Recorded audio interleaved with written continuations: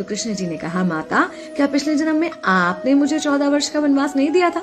माता हैरान रह गई, बोली ये क्या कह रहे हैं आप? तब कृष्ण जी ने बताया कि पिछले जन्म में मैं राम था और आप थी माता कैकेयी और आप ही ने मुझे 14 वर्ष का वनवास दिया था और कर्म फल से कोई नहीं बच सकता माता, इसलिए आपको 14 साल का ये दुख सहना पड़ा।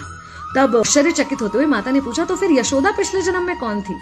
कृष्ण जी ने बताया, वो थी माता कौशल्या, जो 14 साल तक अपने पुत्र से अलग रही थी। उन्होंने उस दुख को सहा था, इसलिए इस जन्म में 14 साल मैं उनके पास रहा और मेरे साथ रहने का, माता और पुत्र के प्रेम का सुख उन्हें मिला।